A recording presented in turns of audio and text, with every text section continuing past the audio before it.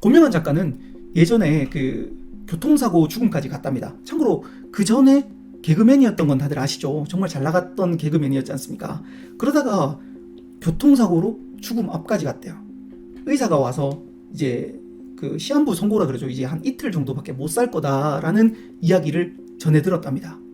와, 유언을 해야 되나 말아야 되나? 그때 막 주마등처럼 지나가는 그런 많은 생각들 중에 결국은 4개월 동안 어떻게 회복을 해서 기적처럼 이제 일반 병실로 옮겨집니다. 이 일반 병실에 왔을 때 고명한 씨는 이렇게 생각했대요. 아, 내가 앞으로 어떻게 살아야 될까? 진짜 잘 사는 게 뭘까를 생각하다 보니까 아무도 이런 답을 내려줄 사람이 없다라는 겁니다. 그때 생각한 게 그럼 책을 통해서 내가 한번 찾아봐야 되겠다. 그래서 그때 당시에 이제 눈이 한쪽이 안 돌아갔대요. 안 돌아가가지고 눈을 한쪽 감고 이렇게 책을 봤대요. 왜냐하면 초점이 안 맞아서. 그런 식으로 책을 보다 보니까 아, 내가 주도적으로 살아야 되겠다. 내가 앞으로 진짜 하고 싶은 일을 해야 되겠다. 남들이 시키는 일이 아니라 내가 시키는 일을 해야 되겠다. 이런 것들을 알아내기 시작했답니다. 그렇게 해서 창업도 했다는데 창업 4개가 망했습니다. 왜 망했는지는 그 이유는 잠시 뒤에 이야기하겠습니다.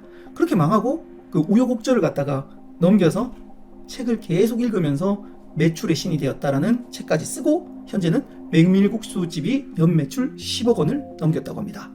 근데 이뿐만 아니라요. 이 메밀국수집뿐만 아니라 책을 많이 읽다 보니까 강연 요청도 많이 들어왔고 강연료도 꽤 많이 높아졌대요.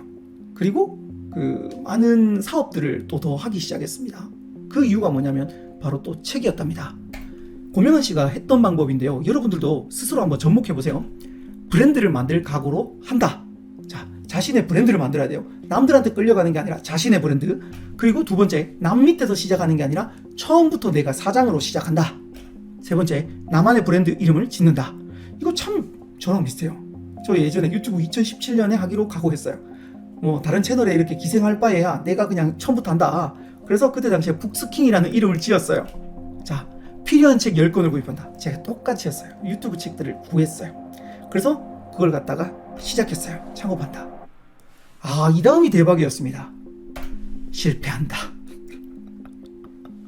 여러분, 이해되세요? 실패한다가 이 과정에 프로세스에 장착이 되어 있어요. 와, 제 생각이랑 똑같아요. 이 참고로 비발디 제 책이죠. 제 책인데 제 책에 보면 제가 이렇게 적어놨어요. 실패는 과정일 뿐이다. 우리가요, 성공으로 갈 때 이 실패라는 과정 없이 가면 베스트겠지만 그럴 일은 잘 없어요. 실패는 무조건 일어납니다. 왜? 성공으로 가는 그 돌다리예요. 이 실패를 딛고 가야만 올라가더라고요. 그래서 실패한다. 와, 여기서 충격이었어요. 저랑 너무 비슷한 생각이 있더라고요. 저도 어떻게 보면 북스킹이라는 채널이 망했습니다. 또 독서를 통해서 이유를 분석하고 실력을 키운다. 저도 그렇게 채널을 한 4-5개 망했습니다. 8번째, 다시 창업한다. 그게 바로 그 메밀국수 사업이었습니다. 저도 마찬가지 그렇게 한 5개, 6개 망하고 분석을 하다 보니까 제가 분석이 안 되니까 그 신사임당님한테 정말 우연히 운이 좋아서 분석이 되고 다시 시작해서 지금 영상 한 10개 조금 넘게 올려서 1000명을 넘게 만들었습니다. 어떻게 보면 다시 제 그 채널을 시작했죠. 똑같습니다. 야, 여러분 이거 캡처해서요. 여러분들만 이걸 쓰세요. 물론 현재 월급 받는 사람들은 바로 할 수가 없어요. 바로 할 수가 없다면 이런 방법을 통해서 앞으로 하겠다라는 걸 머릿속에 집어넣으세요. 그리고 필요한 책 10권 제가 구입하는 방법 알려드렸죠. 물론 저는 예전에 3권이라고 말씀드렸어요. 일단 여러분 예를 한번 들어볼게요. 제가 이제 강사니까 스피치를 해야 되겠습니다. 그러면 스피치라고 검색을 하시고 예스24나 어디든 아무데나 가요. 그리고 판매 지수, 인기 순위도로 놓고 난 다음에 저 같으면 이렇게 삽니다. 생각 정리 스피치 이거 삽니다. 무조건 삽니다. 왜? 그냥 10권 사요. 말 잘하는 아이로 키워라. 이건 관련 없죠. X. 스피치 시크릿 삽니다. 끌리는 트레이너의 스피치. 트레이너 저하고 관련 없는 것 같아요. X. 정치인은 일단 생략. 그 다음에 김희영 작가님 제 좋아하니까 또 삽니다. 저는 한 3권 정도로 했는데 그 고명한 작가는 저보다 또 한 수인 것 같아요. 10권 정도를 사랍니다. 자, 이런 방법으로 하시는 거예요. 여러분들이 만약에 스피치가 아니라 마케팅을 공부하고 싶다. 똑같이 하시면 돼요. 마케팅 검색하셔가지고 상단에 나오는 거 있죠. 나와 관련 있는 거 일단 세스 고딘 되게 유명한 분이에요. 이거 사고 블로그 만약에 해야 될 거면 사고 안 그러면 사지 마세요. 학원 사지 마시고 그 다음에 마케팅 불변의 법칙 이런 거 사세요. 오래됐는데 저는 꽤 재밌게 읽었습니다. 이거 마찬가지 X, 그 다음에 오케팅, 그 다음에 마케팅 사용 설명서 이런 거 순위에 있는 순서대로 해서 한 3권 정도 일단 사서 읽으시고요. 만약 이게 모자라면 10권으로 이런 식으로 늘려나가세요. 이 방법대로 실제로 했고 고명한 작가는 성공할 수 있었다고 합니다. 특히 제가 책을 읽었다 그랬는데 고명한 작가는 매일 아침마다 도서관에 간대요. 근데 이 도서관을 어떻게 부르냐면 돈서관이라고 한대요. 도서관에 가서 책을 읽으면 돈이 생긴대요. 그걸 깨달았답니다. 특히 자기는 어떻게 생각을 했냐면 남산도서관에 가는데 남산도서관에 가면 그 입장권이 있대요. 이런 입장권이 물론 요거는 보면 식당인 것 같은데 이런 입장권이 있는데 입장권을 한 장 한 장 모을 때마다 자기의 매출이 1,000만 원이 되는 수표라고 생각을 했대요. 그렇게 해서 만약에 자신이 20억 매출이 목표라면 200개를 모은다라는 마음으로 200번을 가서 그걸 계속 모았대요. 참고로 우리가 이걸 모으게 되면 성취감이라는 게 생겨요. 자기가 책을 예를 들어 계속 읽었어요. 읽으면 그게 행동이 눈에 보이지 않잖아요. 근데 눈에 보이게 하는 방법은 체크리스트를 하는 방법도 꽤 괜찮은 방법이고요. 이런 식으로 수집을 하는 것도 꽤 괜찮은 방법이에요. 그러면서 이걸 보면서 우와 내가 이만큼 했네, 내가 이만큼 했어, 앞으로도 이렇게 할 수 있어 라는 걸 자기 암시를 시키게 되는 매개체가 됩니다. 아무것도 없는 것보다 훨씬 좋습니다. 그래서 참고로 저희 주변에 있는 도서관이 이거 안 줍니다. 주는 도서관이 있고 안 주는 도서관이 있는데 주면 모으고 안 주면 여러분 체크리스트에다가 아니면 그 다이어리에다가 맨날 그으세요. 하루에 그 출근 전 30분을 도서관에 가서 이렇게 책을 보고 들어간답니다. 이게 바로 방법이었습니다. 출근 전 30분을 바로 책을 읽는다. 책을 읽으면 당연히 초반에는 아무 반응이 없지만 시간이 지나서 지식이 쌓아지면 돈이 보이기 시작하고 그래서 나중에는 이 돈이 자기에게 따라온다고 이야기를 합니다. 저는 이걸 굉장히 합리적이라고 생각합니다. 왜? 저도 해봤으니까요. 그래서 만약 나는 하루에 30분보다 좀 더 투자하겠다. 고명한 작가는 예전에 시간 많을 때는 하루에 4시간씩 독서를 했대요. 어떻게 4시간씩 독서를 했냐면 아침에 2시간, 저녁에 2시간. 아침 저녁으로 내가 주도할 수 있는 시간을 딱 만들어 놓고 이렇게 4시간씩 읽었답니다. 와, 이것도 돌이켜보니까 제가 예전에 2008년, 2007년도에 했던 방법이에요. 저는 당시에 그 돈이 많이 없으니까 도서관에 가면 근데 신건이 다 팔려요. 나가요. 그래서 제가 못 읽죠. 그래서 저는 서점에 가서 쪼그리 앉아가지고 봤습니다. 그거 막 이만큼 쌓아갖고 3층에 맨 구석에 가고 혼자 막 보고 옆에 막 제 그 노트에다가 독서도 하고 이렇게 했었거든요. 그게 저도 당시에 어떻게 보면 기본기를 닦았던 건데 여러분 만약에 진짜 빨리 하고 싶으면 이거 하시고 반대로 하루에 30분도 나는 못 내겠다 하시는 분은 10분만 내십시오. 10분씩이라도 자기에게 자극을 시키십시오. 자극을 시키면서 계속 읽으십시오. 물론 종이책이면 좋아요. 종이책에다가 적고 막 적어가면서 그렇게 하면 제일 좋은데 만약에 여러분들이 그 책을 들고 다니기 어렵다. 도서관에서 무료로 이렇게 어플로 다운받아서 볼 수 있는 전자책이 있어요. 그거 한번 찾아보세요. 검색하면 다 나오니까요. 뭐 예스24 도서관, 교보문고 도서관 이런 데다가 검색해가지고 어플 받아서 거기 도서관에 등록해서 한 번이 좀 어렵지 그렇게 해서 책 읽으시면 됩니다. 근데 제일 좋은 건 사세요. 왜? 제가 지난번에도 매번 말씀드렸죠. 돈 기부요. 내 돈이 투여되면 우리는 손실 회피 편향이 생깁니다. 그래서 내 돈이 들어갔기 때문에 반드시 읽으려고 해요. 저도 봐요. 샀잖아요. 사니까요. 접고 끊는 거예요. 이렇게 막 접을 수 있는 거예요. 빌리면 안 되죠. 그리고 이북도 잘 안 돼요. 그래서 저는 개인적으로 사는 걸 굉장히 추천을 드립니다. 하루에요. 아침에 10분 정도 읽으시고요. 또 긍정학원. 제가 또 하는 거 있잖아요. 어떻게 이렇게 비싼지 모르겠어요.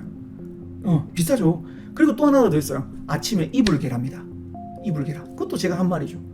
이 3가지를 하면서 아침에 주도권을 내가 가지고 시작을 합니다.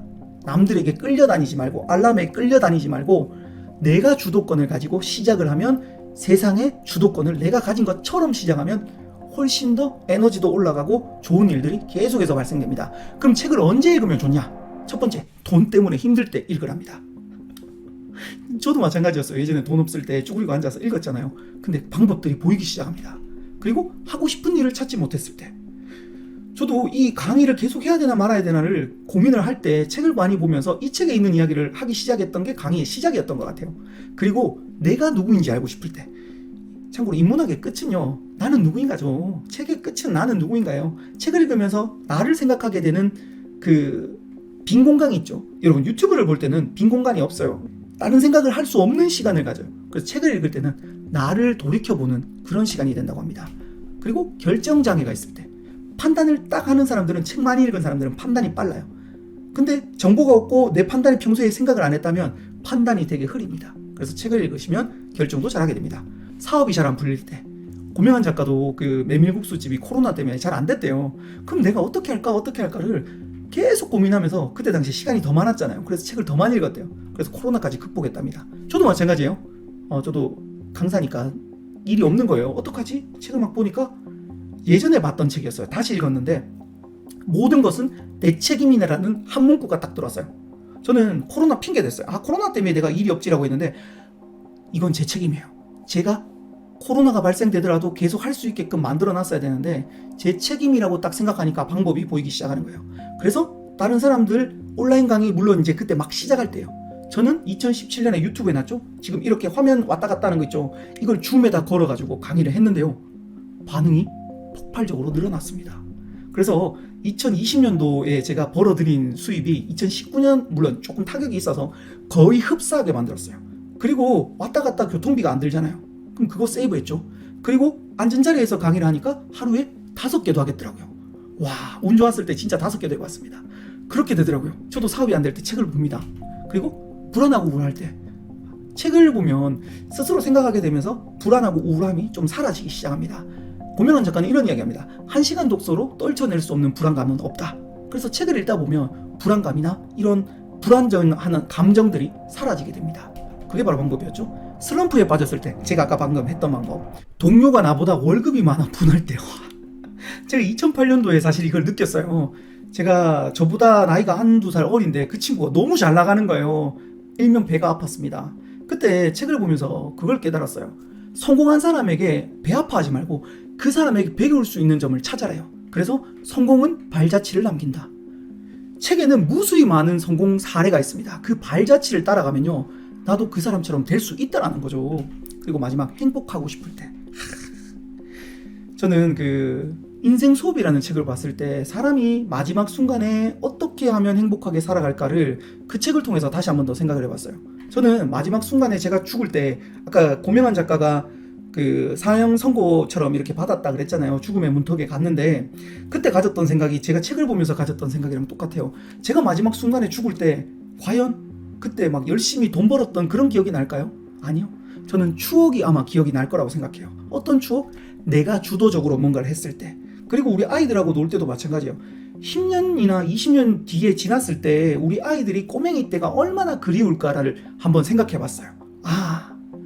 그러면 그때 20년 뒤에 그때를 그리워하지 말고 지금 너무 행복하다라는 마음으로 아이들을 바라보니까 그 시선이 완전 달라지는 거예요.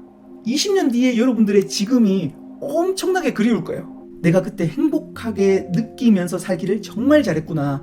그 생각이 그때 당시에 되면 들 거예요. 저는 그래서 막 29살 때 콘서트 막 하고 다녔어요. 이런 것들을 나중에 죽을 때 그 생각이 나겠지 이런 생각하면서 행복에 대해서도 저는 찾았습니다.